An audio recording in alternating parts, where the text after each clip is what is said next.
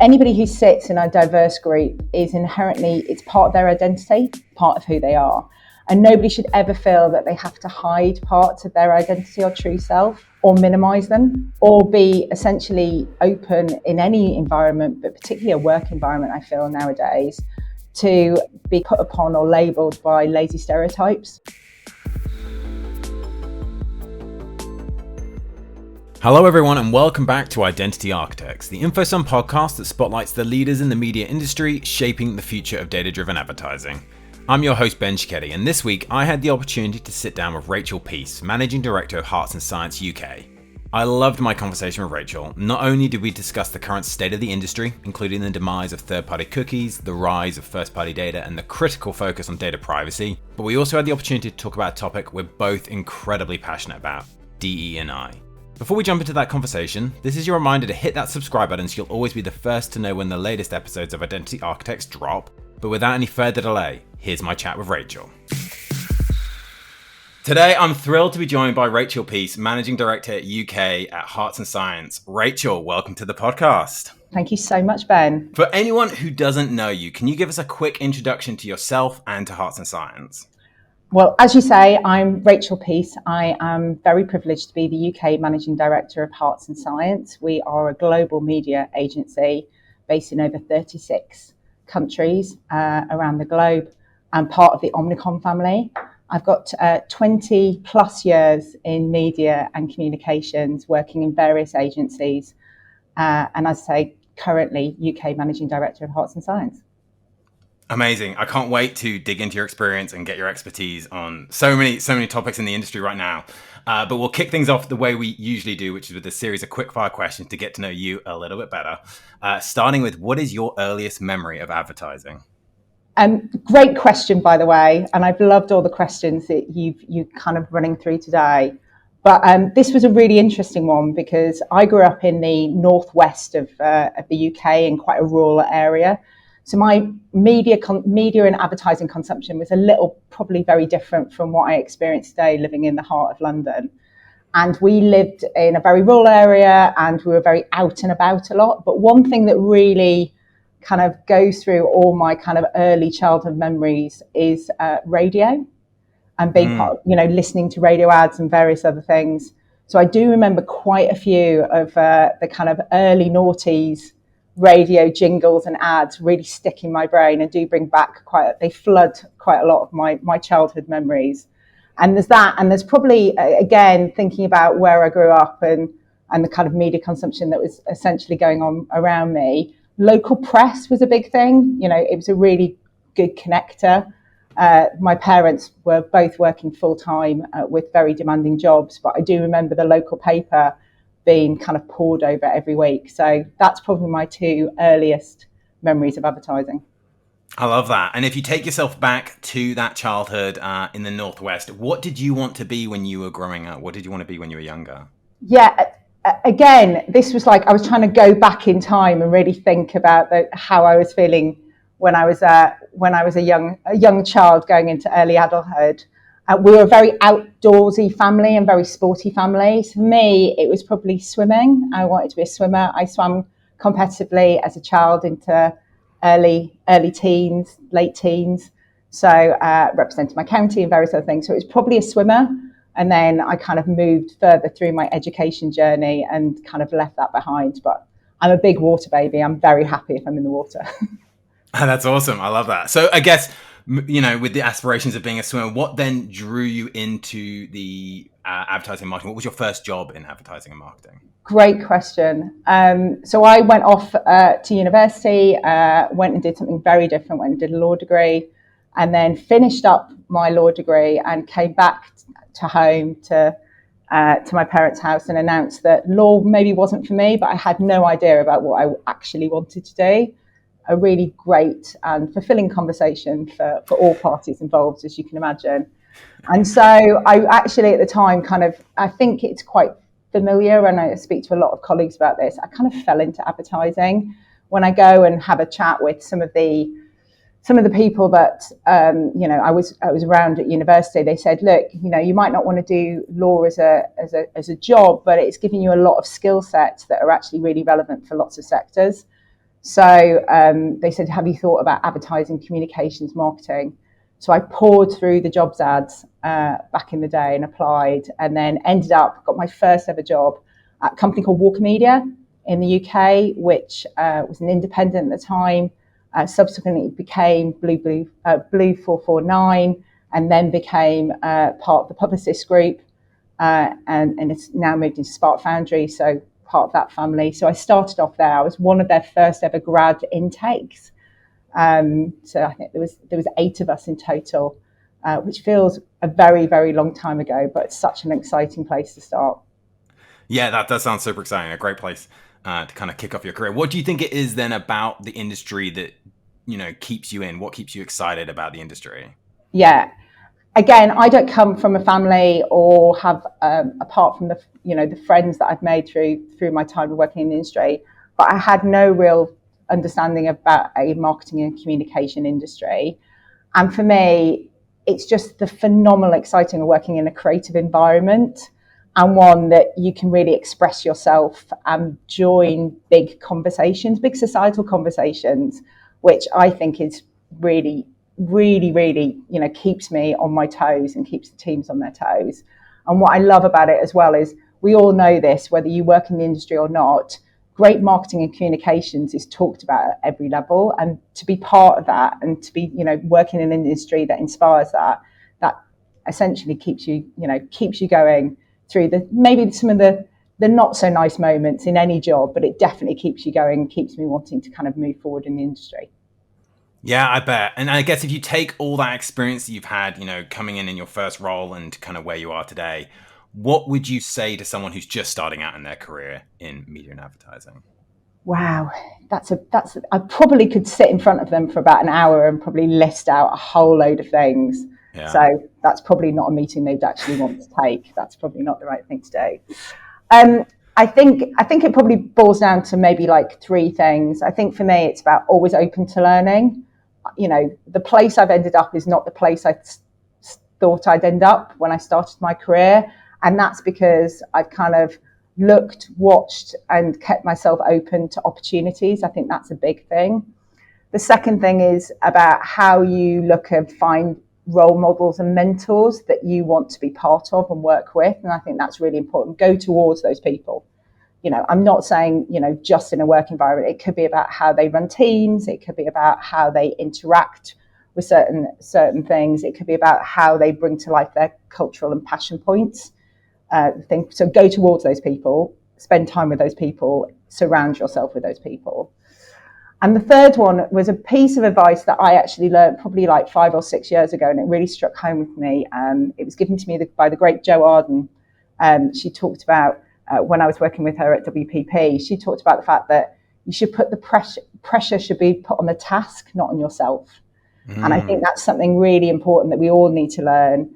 In any sphere of life, in any professional career, there's always going to be pressure, and there's going to be really tough moments.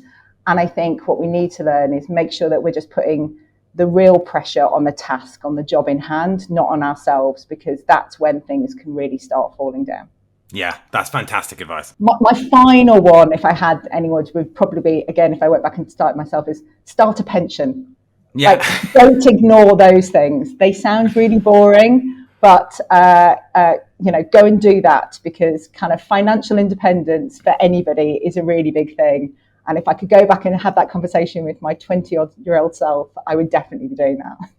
Yeah, that's definitely great advice. I'm fortunate. I came before I worked at InfoSum. I actually came from a fintech business, which dealt in retirement and other investments, and so it was ingrained in me almost immediately, the importance of that. So yeah, I definitely. The 8th wonder of the world, compound interest. Yeah. Really wish I'd learnt about it in my 20s, not in my late 30s. Yeah, for sure. I can appreciate that. I think, we work in such a complex industry, and it can often be hard for even us to kind of keep up with the ever-going changes. How would you describe what you do within media and advertising to a 10-year-old? I love this question because I have 10-year-olds in my life. One of the first people I joined with Walker Media is still my best friend today. We actually, ironically, are now work in the same building 20 odd Oh, wow. years later, which is fantastic. And her 10-year-old daughter is a big part of my life, and we spend a lot of time together. So I have a lot of conversations with her about what her and her mum does. And it's, you have to go through that. And one thing I've discovered with her, and we discovered it over the summer, she's a big artist. She's an amazing artist. So we went and spent some time in some art galleries around London. And so I was talking about the fact that actually a lot of our job is about being almost like a museum exhibition, curator. That we're maybe not making the art, that's not our job, but we are there to really think about how we want that audience to interact with that exhibition, how we want them to flow through the journey of that exhibition, where we want everything to sit in that exhibition and it's all got a place and it's got a real kind of purpose to it, and how we want that audience to feel and think about when they leave the exhibition. So that seemed to work for her. And I've also found it works at the other end of the generation scale as well. If I'm trying to explain it once again to my parents and family, it does seem to work as a bit of an analogy. Yeah, I think that's brilliant. I've never heard it described like that. I think that's absolutely fantastic. I might actually steal that. I think that's a really, really good, good way to describe it. So from a business perspective, how do you stay inspired? We live in such an industry of change. It can obviously get on top of anyone at any time. How do you stay inspired and motivated? Brilliant question. I think it's down to people. It's a real people industry. I have been very fortunate in my 20 plus years career to work with some phenomenal people that are still either in my lives or inspired me today. I love being part of an agency. I'm very privileged to be part of an agency and lead an agency as well. And just spending time with the individuals that I work with at Hearts and Science really inspires me today. I have a true belief that life's lived in the small moments. So those interactions that I have on a daily basis, however bad or good I am feeling, I always feel inspired by the time I get to the end of the day, and I'm ready, either to go home or close the laptop, because I get to work with a phenomenally brilliant, diverse bunch of people who make me think, feel, and really challenge me to kind of be better and bring myself to work, which is fantastic. Yeah, that's amazing. It's crazy how often people come up as a response to that question, right? It's so important. The people we work with are what make the jobs at the end of the day. You can move from company to company, but actually it's the people that you will remember, not the task you did that day or the job that you did that week. So people are just such an incredible part of it. Moving on to the final quickfire question. It's my favorite quickfire question because it always gives me a unique insight into the people that I'm getting to meet. If there was a song that was a soundtrack to your life, what would it be? I think we talked about this a little bit earlier. This is the one that I think I've really tripped on the most. And I think you said this is the same that you see time and time again. My husband, family and friends would describe my musical taste as horrific. I think it's actually been described as that, both to my face and in wider circles. And I was trying to think of lots of different ways that I could do this, and music that's inspired me and music that I love and various other things. But then I thought, I'm just going to take the question literally and think about, music or soundtracks that have been part of my life since day dot. And when I think about that, I mentioned about the fact that radio is a big part of my family's life and various other things. It would be the soundtrack to The Archers, which is the UK the world's longest running radio soap. And I have heard that probably in the womb and beyond, definitely from my grandmother into my mother and now into myself. So I play it all the time. So there's something about that piece of music and that soundtrack that has definitely been part of my life. And it gives me a very homely, very warm feeling whenever I hear it. Yeah, that's a great response. It's a very British thing, I think, and we'll definitely have to add it. I'm assuming it'll be on Spotify. We have a playlist for all these songs, and so I'm hoping I can track it down on Spotify and add it. My dad listened to The Archers religiously, so I always heard it on a daily basis. So that's absolutely. And I think maybe because I'm a country girl, born and bred, so maybe it's the country girl in me coming out. I'm sure for your global listeners, it will be a little bit weird, but I think any UK person that hears it knows exactly what it is. Yeah. And there's something very guttural and thought-provoking about it. There's something very lovely about it. So yeah, so it would be on my desert island playlist, and it would definitely be the soundtrack of my life. That's brilliant. Yeah, well, hopefully we can add that to the playlist and people can give it a listen, and we'll introduce a whole new demographic of people outside of the UK to that song, which is... It's a great soap. I listen every week. Fantastic. So moving on to some of the more topic related questions, and I guess starting with the biggest topic in our industry right now, which is the impending deprecation of third-party cookies in Chrome. How is Hearts and Science approaching the cookieless future at the moment? As you said, huge topic. For us in Hearts and Science, we're less than 7 years old in the UK. So we were born in the digital age, and we've been speaking particularly on this subject with our clients and our partners since day one of our inception. And for us, it's about really finding a holistic solution and approach to answering kind of industry challenges and changes. We really try and move away from finding single source solutions, or silver bullets, as we call it. And for us, particularly in this area, it's about almost having a look at as a roadmap and a 3-stage approach. And the first one is about educating and really understanding and having a very transparent conversation with our clients about the implications of cookie deprecation on their activity now. So understanding how it sits within their ecosystem and their current activity. And then it's about finding what attitudinal, behavioural and motivational opportunities exist for us to look at targeting and measurement moving forward for them to gain competitive advantage as quickly as possible. The second part of that is about helping them identify how they can fully embrace their paid, owned and earned. I think that's, that paid, owned and earned kind of point is something that has been talked about in the industry for a long time, but I think we're really keen about making sure that that's really at the heart of what we talk about with clients, because again, that goes back to helping us build really robust and quantifiable roadmaps about sustainable growth post third-party cookie, and really about how we can look about that overall ecosystem and make it work for them.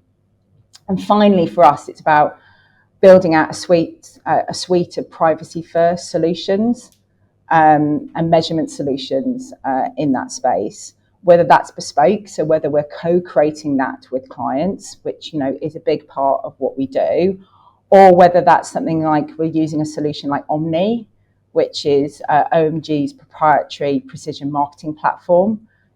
All of those things, that's a spectrum that we work with, and some clients use both. But for us, it's about having a look about, making sure that we are having a measurement solution so we can really kind of ensure that everybody's looking forward, not looking back. Yeah, that's a great approach. And I think taking that holistic approach and not having tunnel vision is incredibly important. Taking a step back, looking at the bigger picture. And obviously, any time we talk about third-party cookies, it inevitably comes to a conversation around first-party data. So as we leave the cookieless era, we move into the first-party data era, we move into the privacy-first era. How do you see Hearts and Science and your clients positioned in market compared to others in the industry when it comes to first-party data? Again, we try and steer our clients away of trying to find a single source solution. So we do have clients and partners that come to us and say first party data is the solution to third party cookie deprecation. And we're like, we need to have a wider conversation about this, because for us, only focusing on first party data solution, it really worries us that you could essentially create a new nightmare for clients. It's essentially, it could be that you're just recreating that third-party cookie deprecation Mark II, and we don't want clients to do that. It's not a forward-looking or fit for the future solution. So for us, it's about making sure that we really pride ourselves with working with clients about looking at how, particularly on first-party data, how we can enrich that further by looking at diverse data sources or other relevant data sources, be it that attitudinal, motivational, behavioural, how we can bring that to life and how we can enrich that further to really make sure it's essentially fit for the future. And I think our talent and our age has got a big part to play in that, in this approach. It's a big factor about how we look at the world. because we're essentially free from the traditional legacies and setups and ways of working and the way that maybe other agencies approach things. And I think for us, it's about making sure that, particularly in our agency, our people are our strongest asset for working with clients. And we continuously invest energy, resource, time to making sure they've got the fundamentals and they understand the entire journey of how that can work. Be it, how we look at, using data and first-party data for insight generation, for planning, how you then take that through to activation and optimization, and then moving forward into the measurement solutions. I think, that full funnel piece and ways of looking is a really different approach that I've seen and we're really proud of versus other agencies or other partners in the market. Yeah, that's super important. And it strikes a chord when you talk about, obviously you're fortunate to be born not tied to some of the legacy that other agencies may be tied to. It's something that we talk about at InfoSum. We were born in the, to be cookieless. We were born in the first party data era. We were born in the privacy first era. So we don't have any of the baggage that other systems might have when they're trying to essentially pivot. We were born ready for this. So it's definitely a luxury to have, for sure. And it's a huge brilliance that you can essentially bring, because it essentially allows you to really think holistically and future first. You're not trying to, as you say, reimagine how your ecosystem essentially works to fit to face into the challenge. Yeah, definitely. Completely agree. As an industry, we can be so obsessed with data-driven that we forget what that data represents, which is consumers. And we've touched on privacy a lot already. How can we keep consumers front of mind? And how do you do that at Hearts and Science? And remember that using that data to power advertising is a privilege for us and not a right that we have inherently. I love this question, by the way. It's something that we speak about a lot at Hearts and Science.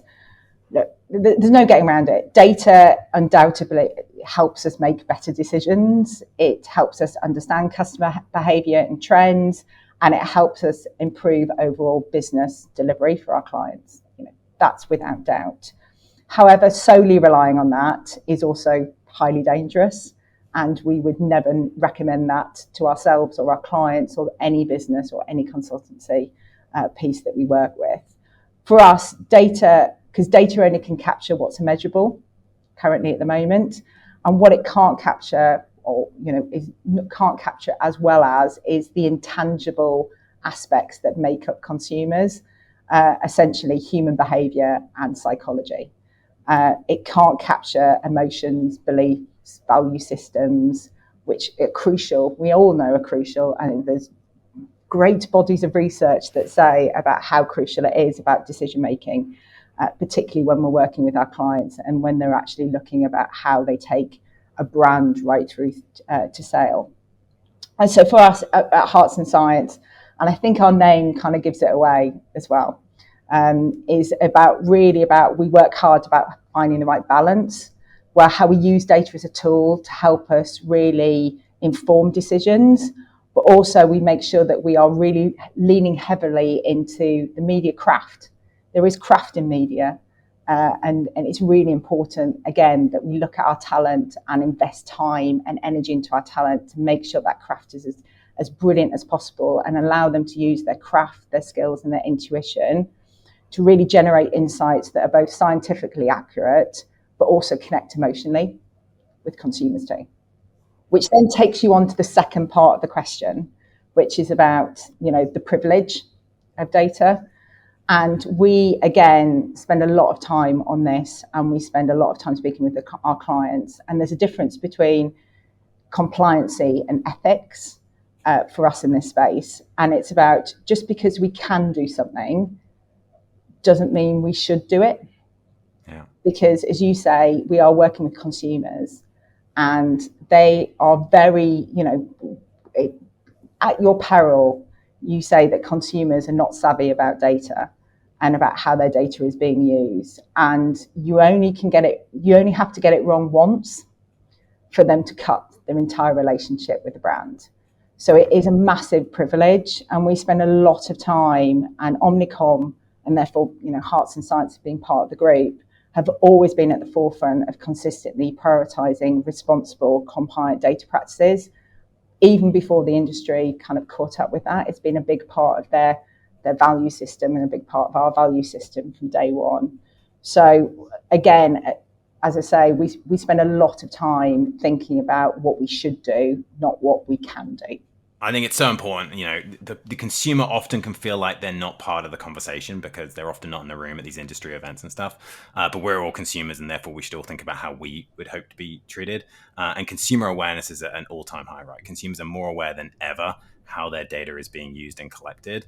And I always say, every brand media company CEO, it should be their living nightmare to see their name appear in the next headline for the next big data leakage or the next big data misuse. So every CEO should be concerned about data privacy and make it an absolute priority.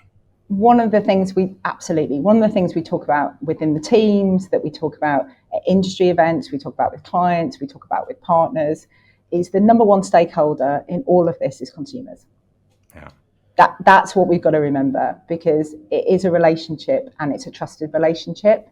And as we say, consumers have never been more savvy about how their data is being used. They understand there is a brilliant benefit for them if it's used in a fantastic way to build a better service or relationship with a brand. But as I say, it just takes one data breach, misuse, or essentially, that name appearing for consumers. They are very, very savvy, and they will vote very quickly with their feet or their pounds spent. Yeah, I agree. You alluded to it in that question, actually, which is, with the name Hearts and Science, you obviously encapsulate the two sides of marketing, which I love, the art of marketing and the science of marketing. As an agency, how do you strike that balance, and what tends to take priority when you have your clients coming to you? It shifts, I would say. That's the great thing about having Hearts and Science in the name. Yeah. It's a name that I absolutely love because it really feels like it is what we are. And it definitely talks about what we do on a day-to-day basis. For us, we support our clients by looking at the most efficient solutions, which are happening in an increasingly complex media landscape. So it's about fusing both together and about using really the craft of communications planning. And it is a craft, and I will continually fight to make sure that people are investing in that craft. And then how we prioritize the science to build together to essentially get the best solutions for our client. And it's not about prioritizing one or the other, but there are at times where you look at briefs and you look at campaigns and it's all about the emotional connection, and that's what we need to focus on. Or alternatively, it could all be about how we kind of optimize data and efficiencies for clients. So you end up with either campaigns or clients that do go down, potentially maybe lean to one or the other. But we do overall, and we've had a look at the work that we're generating, particularly in the UK, it is the kind of the brilliance of bringing both gets you to a phenomenal solution.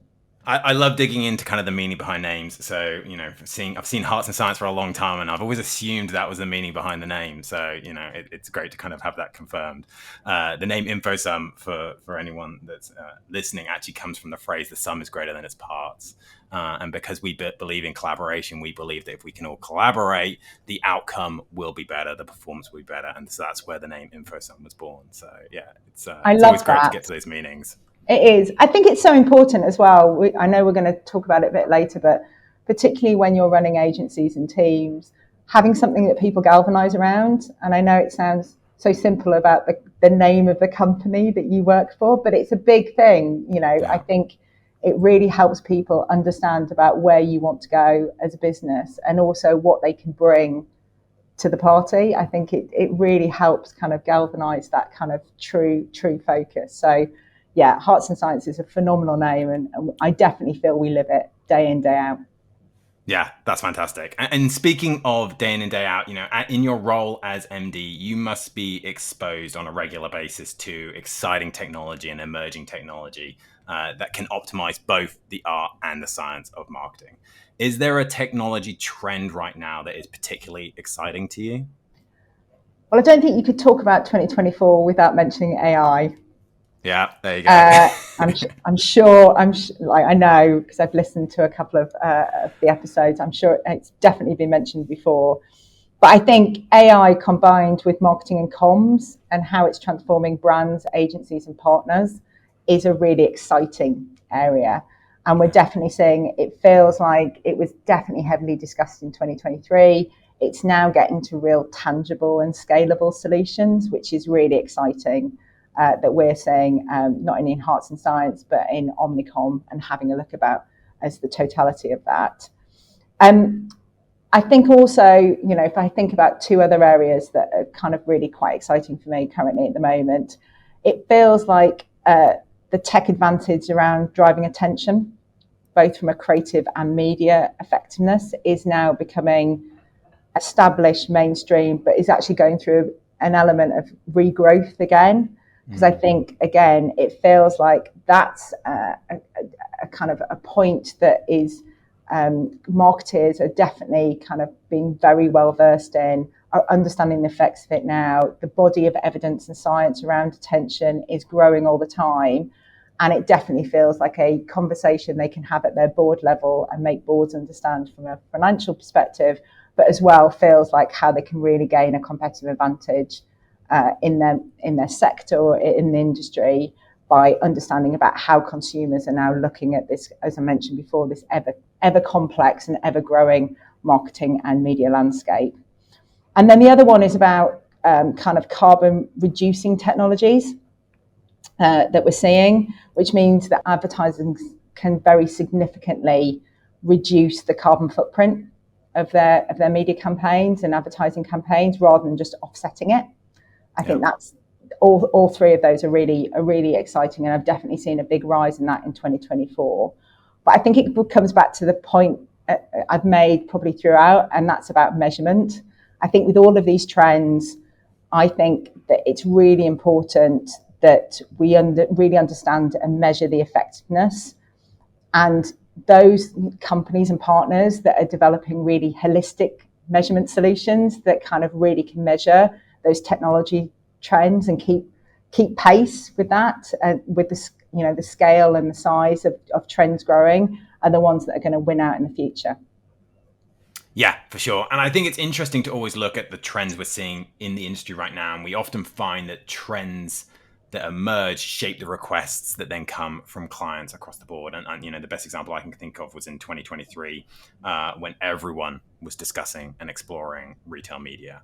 What is the current trend that's shaping the requests you and your team are getting at Hearts and Science? Is it measurement? Measurement is a big one. It's one that we speak about a lot with clients. We speak a lot about, and it's not just marketing clients, we speak about that with CFOs, we speak about that with CEOs.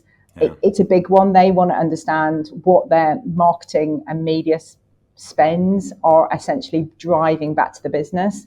Yeah. And what I find is that CFOs, boards of big clients, or the clients that we work with, are really excited about marketing and really want to heavily lean in. They just want to understand what it's doing for them as a business, rightly so. You can't be an effective managing director, CEO, CFO, if you're not understanding where your money is getting spent. Yeah. I don't think retail media has reached anywhere near its peak. I think we're now seeing the second wave of clients coming through retail media.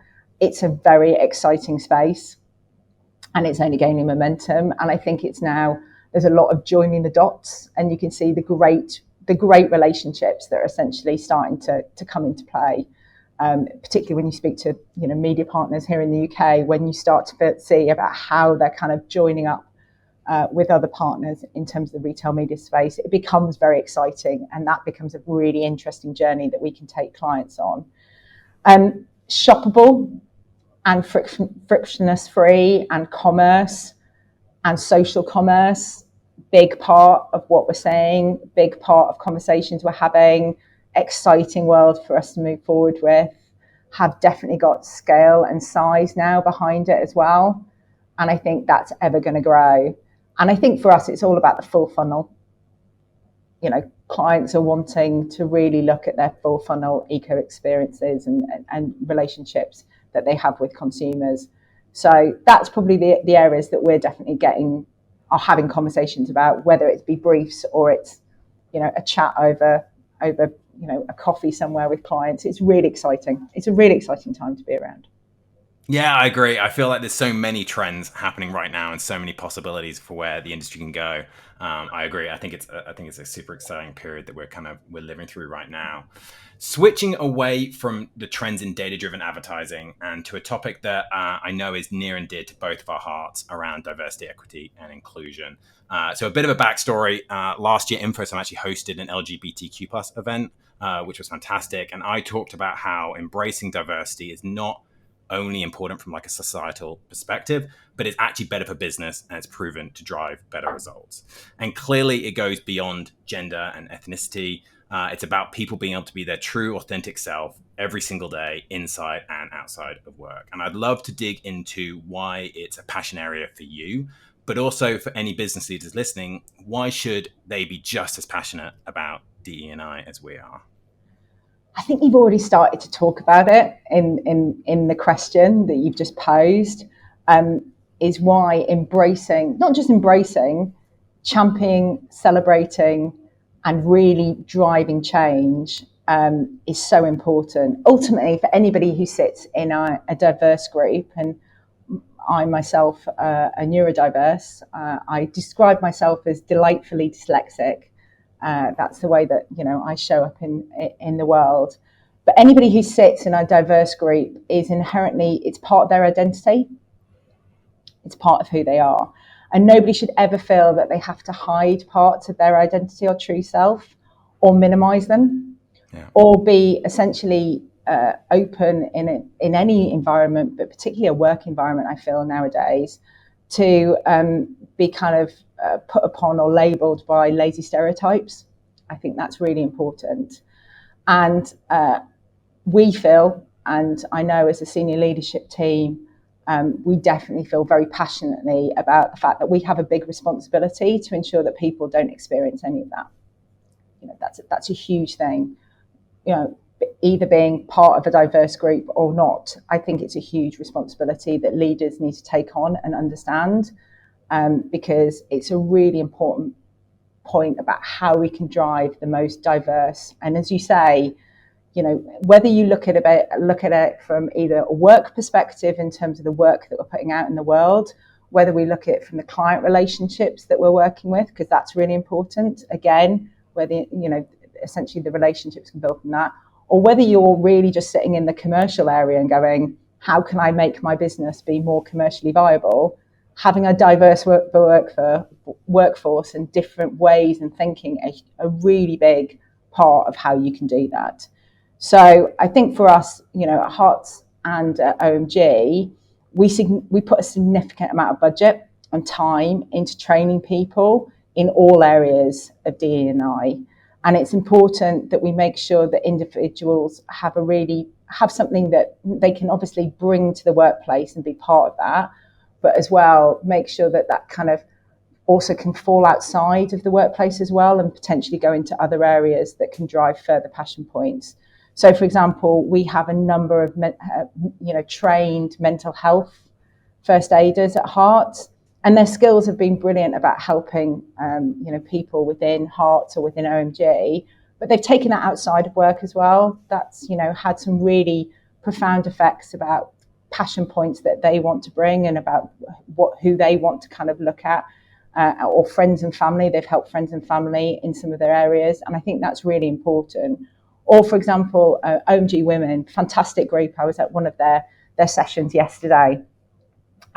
They ran a kind of a talk series about perimenopausal solutions and also kind of the effects of the perimenopause. And again, we had a large number of male attendees to that, because again, it's important that everybody leans into that, because whether it's going to affect you, it will essentially, people want to be there as strong allies to either friends or family or partners. So for us, it's about how we do that, and we definitely need to role model that from the top. Yeah, I think that's super important. I agree on, we have a couple of ERGs here at InfoSum. We have a Women of InfoSum ERG, and we also have an LGBTQ plus network. And I'm always super excited and thrilled when I see how many allies attend, right? Because it's just so important. It's an opportunity for them to build an education, to build an empathy for the challenges that different people face. Because as you say, they then take that outside of work, and people they meet outside of work is just as important. So yeah, I think it's incredibly important. I'm excited and kind of thrilled to hear how much is happening at OMG, but also obviously specifically at Hearts and Science. What do you think is needed then for organizations and people to be fully open to a broader diversity across teams? Is it education? Is it internal awareness? Is it external awareness? Or is it something completely different that I've not mentioned? I think education and awareness is critical first steps in the journey. But I think we've talked about it a lot again at Hearts and Science about we want to move to the next stage. And for us, it's about positive advocacy, allyship, and action. Without education and awareness, you can't do anything. Yeah. You need people to really, do that first step.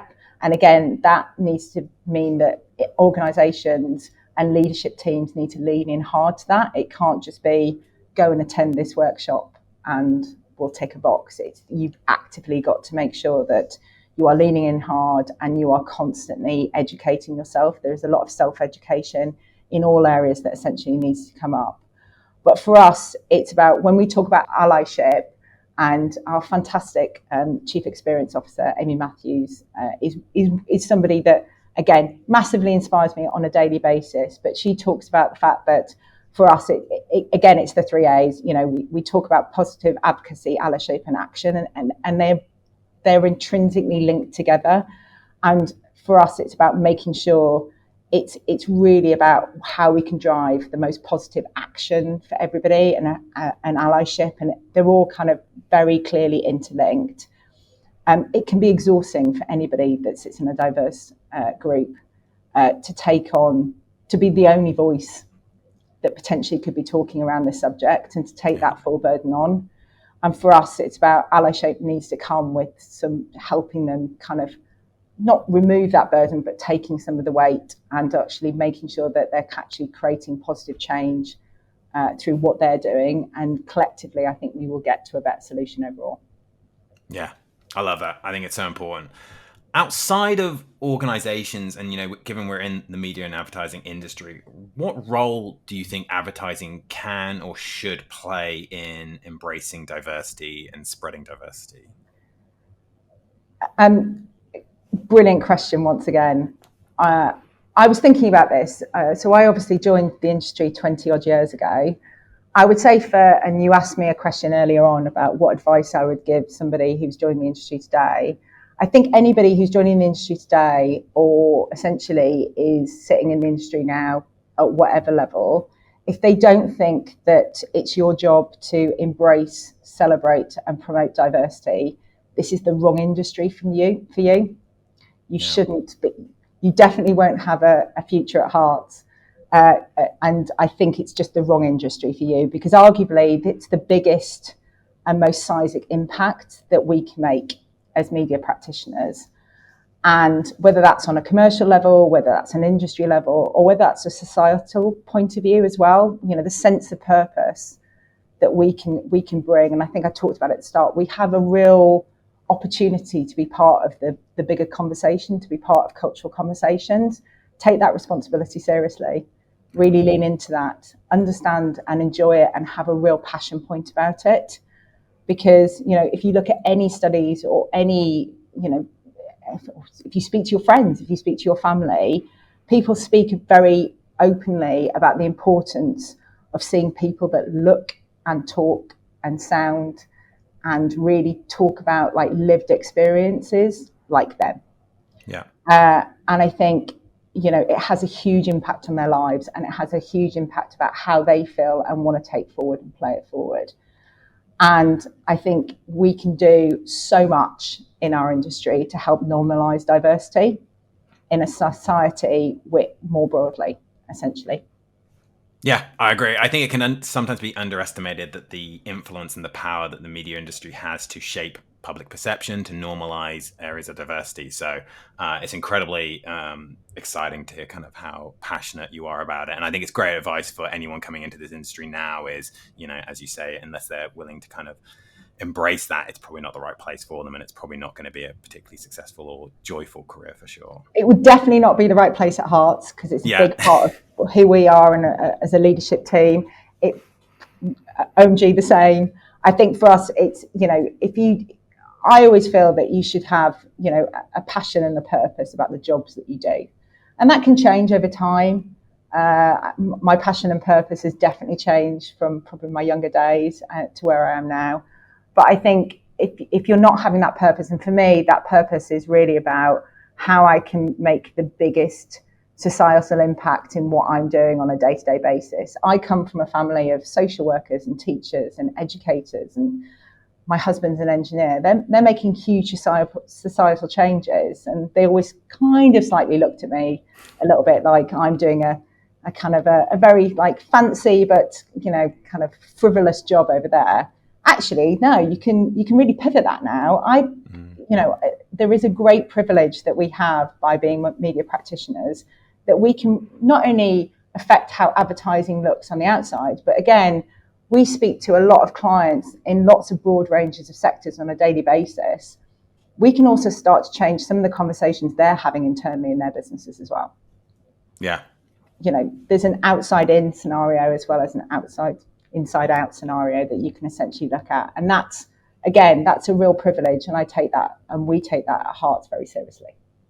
Yeah, I love that, and I can feel your passion about it. So, I'm feeling really good, and it's a great conversation to be having. I guess it's a tough question to ask, but how can we work towards a future where each and every person is accepted for being who they are, both inside and outside of the workplace? I think it's a really good question. I think firstly, as leaders, we've got to start sharing our stories. I think that's a really important part.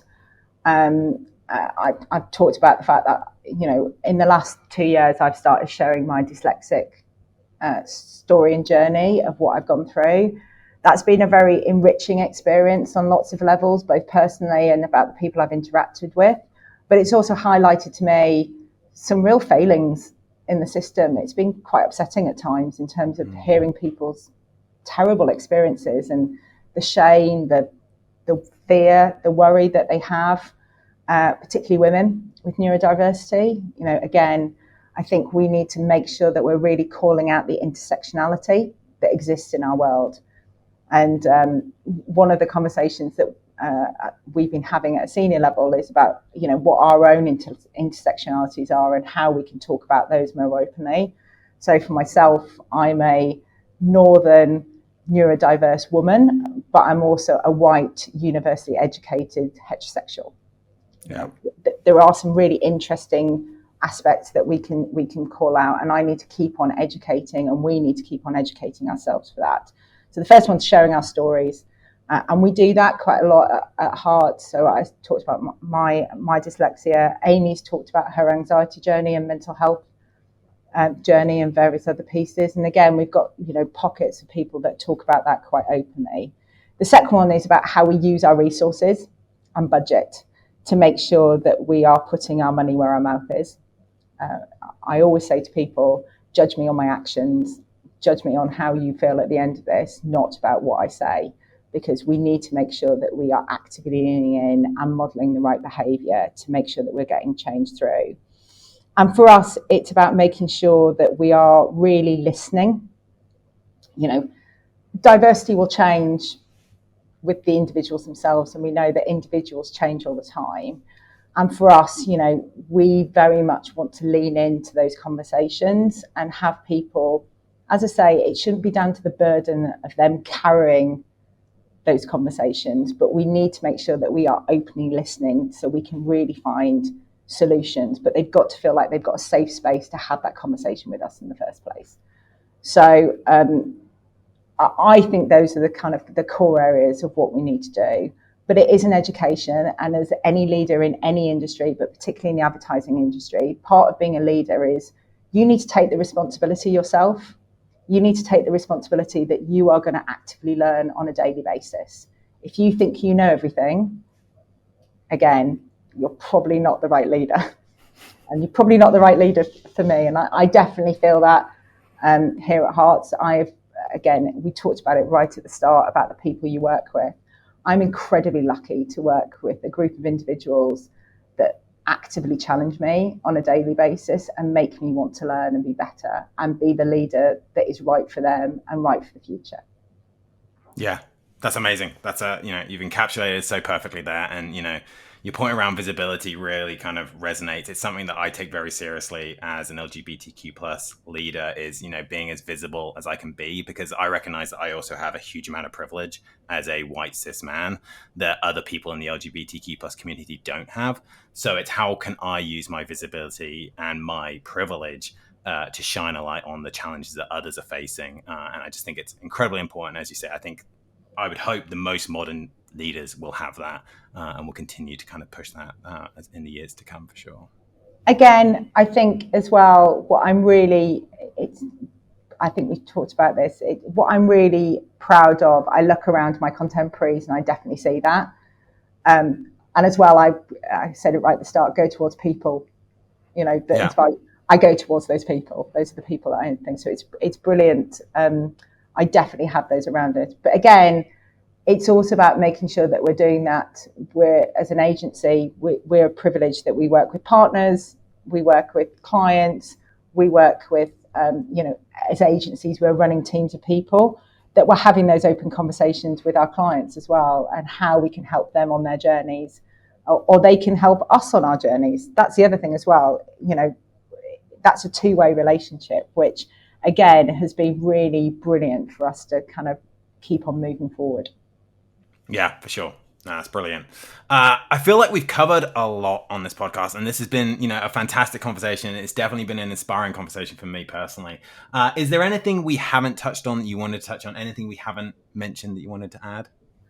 I think we've talked about a lot, haven't we? It's kind of part podcast, part therapy. Thank you for listening and us having this conversation. I feel, again, like you, really inspired by it. But there's so many different areas that we've covered.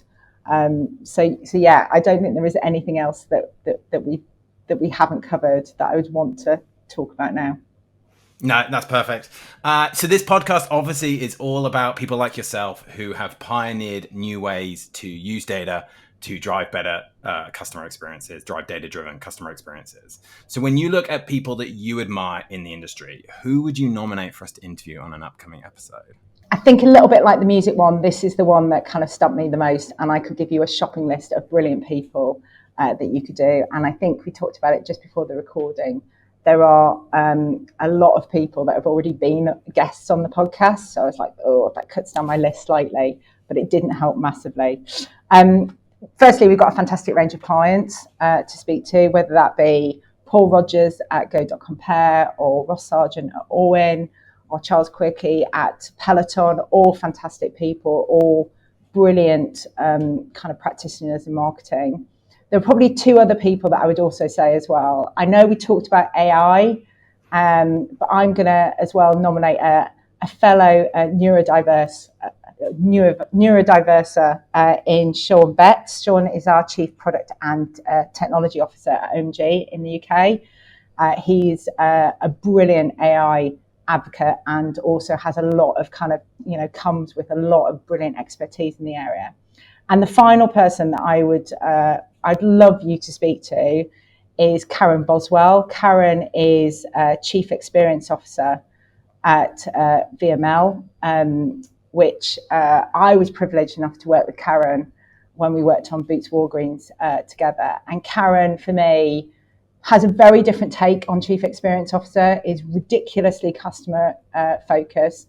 She got me into a passion point about human-centered design and customer thinking. And a little bit like the list I've just said, is one of not only just a brilliant mind, but a brilliant person too. Amazing. Those are fantastic nominations, and we will definitely be reaching out to each and every one of them when they hear this on the podcast to see if we can get them on a future episode. I'm so appreciative for you joining us on this podcast, and I'm so appreciative to Jayesh Rajdev from ITV, who actually nominated you to be on the podcast. So shout out to Jay for giving you the nomination for this. This has been a fantastic conversation, an inspiring conversation. I appreciate all your insight, all your experience in the industry, and just really appreciate the conversation. Thank you for being on the podcast, Rachel. Well, thank you. It's been a brilliant, I feel exactly the same in terms of the conversation we've had this afternoon. So thank you, and good luck with future episodes.